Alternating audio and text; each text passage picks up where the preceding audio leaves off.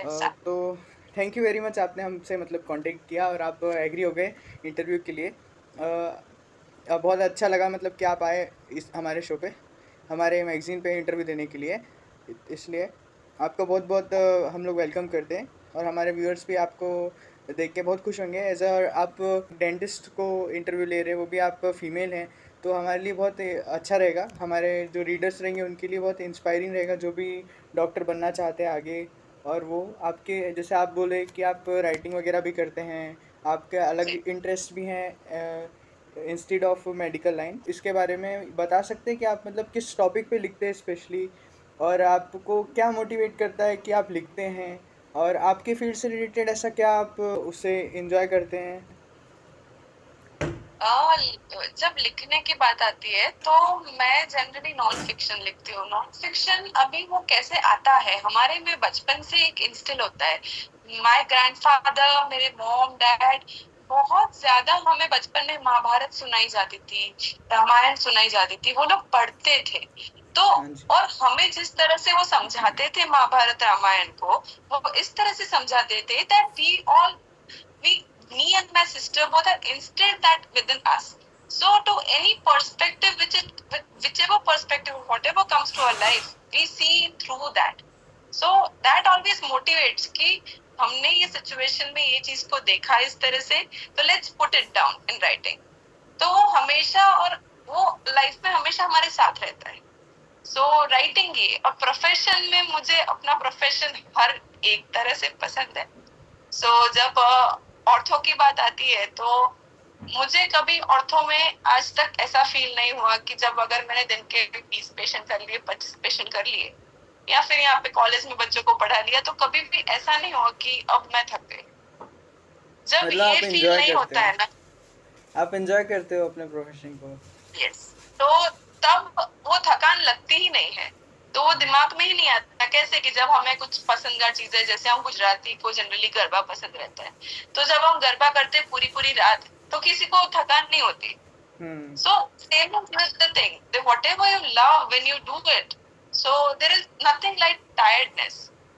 हाँ, सही In बात। fact, you enjoy, वो थकान भी enjoy करते हो। हम्म। आप ये बता सकते हैं कि मतलब आप जो अपनी ब्रांच आपने चूज़ किया है कैसे, मतलब आपकी है कैसे डिसाइड किया आपने? उसमें मैं बहुत बड़ा रोल है ना अपने यूजी टीचर्स के लिए बताऊंगी, क्योंकि जब हम यूजी में होते हैं ना, अंडर ग्रेजुएट में, तब हमें ऑर्थो इस तरह से पढ़ाया नहीं जाता जिस तरह से ऑर्थो हम लाइफ टाइम प्रैक्टिस करते हैं और देखते हैं। वो ऑर्थो में वो बेसिक वायर पकड़ के बैठ जाते हैं, वायर बेंडिंग करते हैं, तो वो सब हमें इंटरेस्ट ही नहीं डेवलप होने देता वो ब्रांच में। पर हाँ जी। Luckily I was in an institution and also with teachers कि जिन्होंने कॉन्स्टेंटली मोटिवेट किया हमको। वो चीजें जो करिकुलम में है वो तो करनी ही थी। अपार्ट फ्रॉम देम हम देखते थे कि भाई पेशेंट कैसे होते हैं, उनकी लाइफ कैसे ट्रांसफॉर्म होती है, उनका फेस, उनका स्माइल। वो जब बच्चा 1.5 साल के बाद जब वो स्माइल करता है और हम उसकी पुरानी स्माइल के साथ कंपेयर करते हैं, और वो जो सेटिस्फैक्शन उसको मिलता है ना, वो हमारे लिए सब कुछ हो जाता है। तो जब हमने अंडर ग्रेजुएट लेवल में भी ये सारी चीजें देखी, तो वो ऑटोमेटिक ऐसा हुआ कि भाई हम छोटे बच्चे का भी स्माइल, लाइफ सब अच्छे से उसको मोटिवेट कर सकते हैं, चेंज कर सकते हैं। तो that was the major motivation for choosing this branch. सही बात है, स्माइल मैटर करती है। आप अपने इसके जर्नी के बारे में बता सकते हैं कि आपका मेडिकल लाइफ और इसमें कोई अच्छा मोमेंट रहा हो जिससे आपको बहुत यादगार ऐसा कुछ शेयर करना चाहोगे? अभी तक डॉक्टर पेशेंट में भी आई चलेगा। विल टेल इट कि मैं ये बताना चाहूंगी कि मैं मेडिकल से डेंटल में कैसे आई। एंड कभी कभी ऐसा लगता है ना कि डेस्टिनी कितना ज्यादा रोल प्ले करती है, यू नेवर अंडरस्टैंड इट। वो बाद में जब बैकवर्ड्स आप डॉट्स कनेक्ट करते हो ना, तब आपको सब समझ आता है कि अच्छा ऐसा भी इसलिए हुआ होगा। आई हाँ। Was a medical grade student, ऐसा बोल सकते हैं कि मेरे ग्रेड्स हमेशा अच्छे ही रहे हैं, मतलब सफिशिएंटली अच्छे, कि हमारा जब पहला चॉइस होता है ना एमबीबीएस, हाँ। मेरे पेरेंट्स का, everybody, even my parents are doctors. So yes. हमेशा एक दिमाग में होता है ना कि मुझे ये बनना है।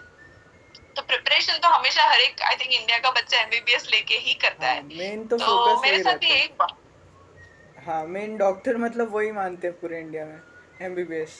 जी, जी। और मेरा थोड़ा I am a bit extrovert when it comes to speaking. So मेरा तो ऐसा था, मैंने सबको ऐसा बोलती थी कौन मुंह में देखे भाई पेशेंट की, मैं मुझे तो नहीं, मैं तो एमबीबीएस ही करूंगी भाई और कुछ नहीं करूंगी। So it was like that. तो वो थोड़ा मेरा मेरा खुद का भी रवैया उस तरह से था। तो व्हेन इट केम, जब हमारे 12th के रिजल्ट्स आए, so I was at a border line, मिलेगा नहीं मिलेगा, है ना। हमें वो कुछ उस वक्त, हमारे वक्त वो एनआरआई सीट्स के लिए अलग से हमें फॉर्म्स भरने पड़ते थे। हाँ and then we used to yes we used to cry अब at the end the moment which occurred in that moment, what happened is that I had no other option. Somehow वो जो NRI का कुछ ना कुछ होता है, वो इशू आ गया, वो स्पॉन्सर का इशू आ गया, you know. Then I landed up, जिस दिन मेरा वो कैंसलेशन आया ना कि आपको अभी मेडिकल में एडमिशन नहीं मिल सकता, I had only one day to select my branch कि अब मुझे क्या करना है अपनी लाइफ में, बिकॉज नेक्स्ट डे गुजरात का काउंसलिंग था। अच्छा।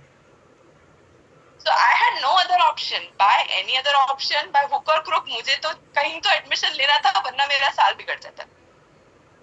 So that's how I landed up in dentistry. But somehow due to some of the teachers, मेरे लाइफ में ना मेरे टीचर्स का बहुत बड़ा रोल रहा है पहले से। क्या पता वो कोई स्टूडेंट को ऐसे आइडेंटिफाई कर लेते थे कि, या फिर मैं इतनी लकी थी कि वो लोग उनको हमेशा उनके हाथ रहते थे मेरे सर पे।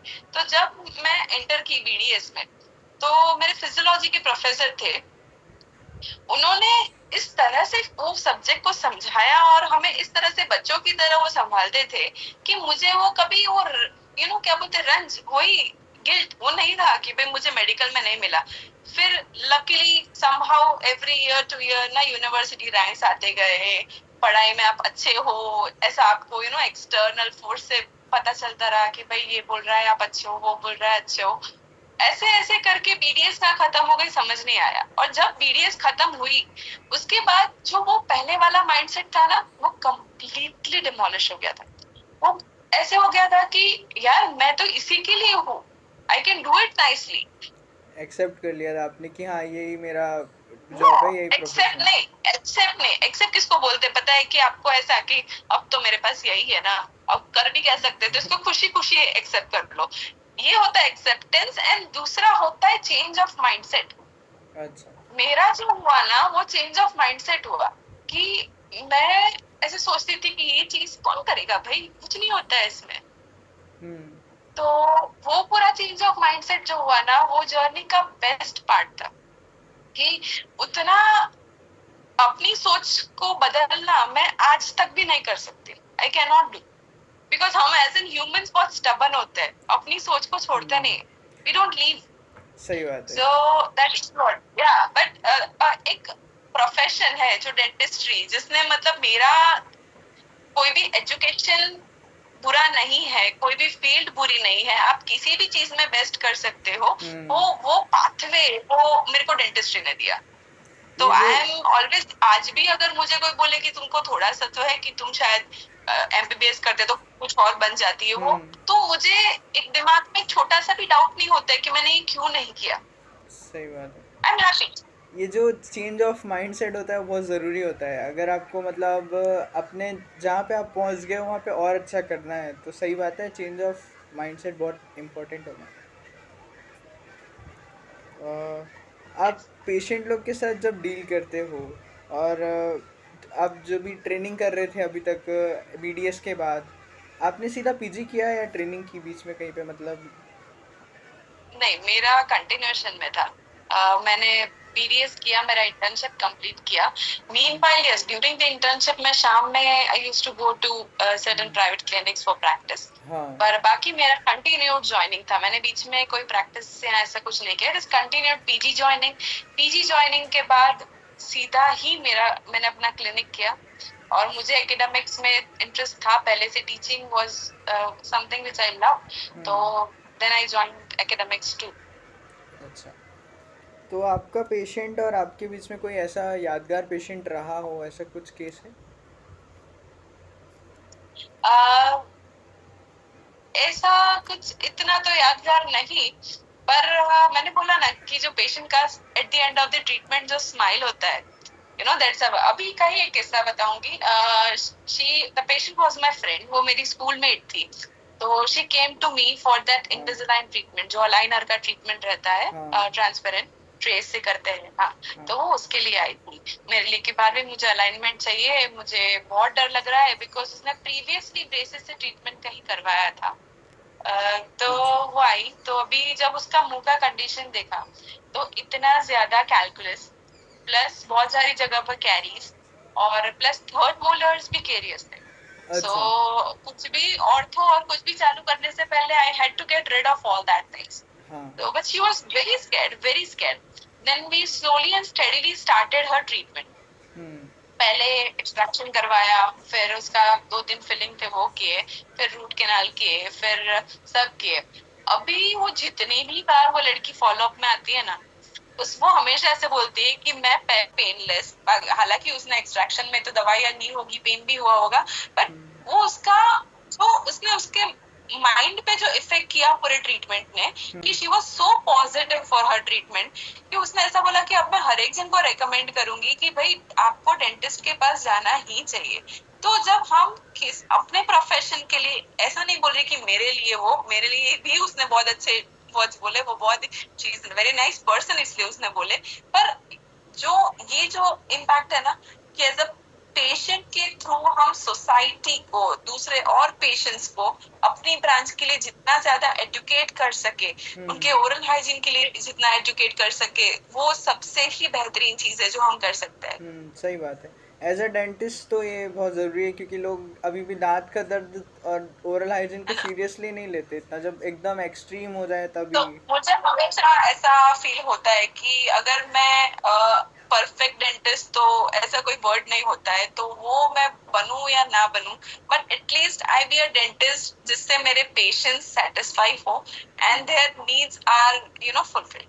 सही बात है. आपकी ब्रांच भी बहुत अच्छी है ऑर्थो, जिसमें आप के साथ मतलब पेशेंट बहुत लॉन्ग टर्म के लिए रहता है, तो आपका कनेक्शन अच्छा हो जाता होगा, तो वो एक बॉन्ड बड़ा सेटिस्फेक्शन ही होता अच्छा होगा. बनता है. और एक कुछ कुछ पेशेंट्स तो आके दीदी ये वो, जब शुरुआती की प्रैक्टिस होते हैं तो वो डॉक्टर नहीं बोलते, हाँ. मुझे भारवी दीदी के पास जाना है, मुझे उनसे ट्रीटमेंट करवानी है. तो वो रहता है, बिकॉज जब शुरुआत में आप बहुत यंग होते हो और जब प्रैक्टिस जस्ट शुरू करते हो, एक बहुत तो ये अच्छा सब भी रहता रिलेशन है. बन तो जाता है. एक तरह से अच्छा लगता है कि चलो, हम्म. ऐसे नो डाउट प्रोफेशनली ऐसा बोलते हैं कि मैं डॉक्टर हूँ, हमारा वो डॉक्टर पेशेंट कंफर्ट, बट नहीं, वो बच्चा 12-13 साल का है, वो हमसे मतलब आ रहा है, उसके लिए तो ये ट्रीटमेंट बहुत बड़ी चीज है.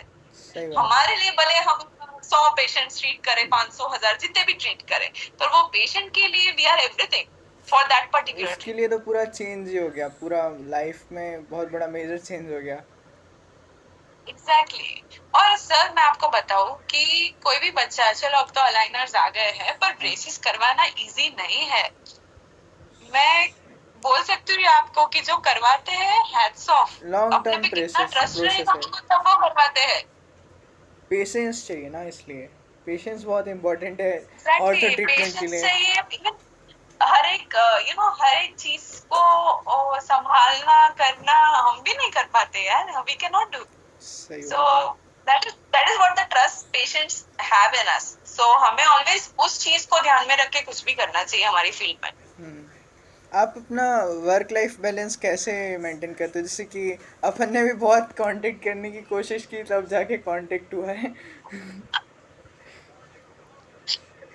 कैसे अभी तो एज अ मैं डॉक्टर आप अगर बताओ. सही में बताऊं तो मेरा कोई बैलेंस नहीं है. Because I have a child who is 1.5 right now. Okay. तो 1.5 साल का है अभी.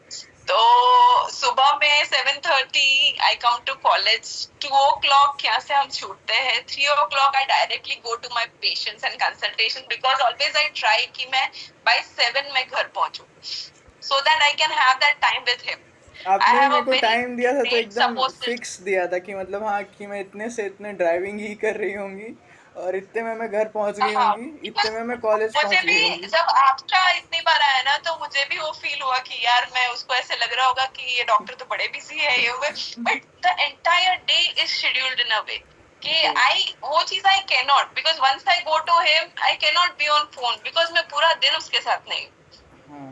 सो that is what the way. और नहीं, somehow तो अभी के लिए तो मेरा वर्क लाइफ सब हिला डुला है, that is what I say, but still I try to manage it in a way that I get a bit of time for myself, and that is what I get it through writing. And couple of times, dance oh for me, क्योंकि जब आप इतनी hectic life जीते हो ना, तो एक frustration कभी कभी आ जाती है, तो डांस मुझे वो रिलीव करता है वो चीज से। तो मुझे हमेशा ऐसे लगता है कि एवरीबडी, सबको अपनी लाइफ में कहीं ना कहीं ऐसा कुछ होना चाहिए ना कि जो आपको फ्रस्ट्रेशन से हाँ, बैड हैबिट्स की तरफ जाना वो तो पूरा अलग ही सीन वो है, तो अलग ही हो बट गया। That is all not different thing, but आपका फ्रस्ट्रेशन रिलीव करने के लिए आपके पास आपके लिए उतना समय होना चाहिए, ये मुझे हमेशा, तो वो समय मैं निकाल लेती हूँ। सही बात है, अच्छी इवन दो बात है। After all this busy schedule मुझे ऐसा लगा है कि भाई Bharti, you need to take a break and you need to stop, तो फिर वो कुछ भी इंपॉर्टेंट चीज आई हैव टू, तो ही क्या होता है ना, मैं आगे जाके ज्यादा कर सकती हूँ। अगर मैं खींचे जाऊँ खुद को, I drag my self to a point where I get completely frustrated, तो वो नहीं हो पाएगा। सो मैं ऐसा नहीं बोलूंगी कि वर्क लाइफ बैलेंस नहीं होता है, but I balance my self, how I work. Doctor as a service ही है, मतलब अपन पेशेंट को जब सर्व करते हैं तो उसको सब टाइम पे चाहिए और उसको उसके हिसाब से चाहिए, और अपन as a doctor as a person खुद की भी लाइफ को मेंटेन करना अपनी रिस्पॉन्सिबिलिटी है। और ये आप सही बोले एकदम कि कुछ ना कुछ होना चाहिए जो एज अ स्केप हो।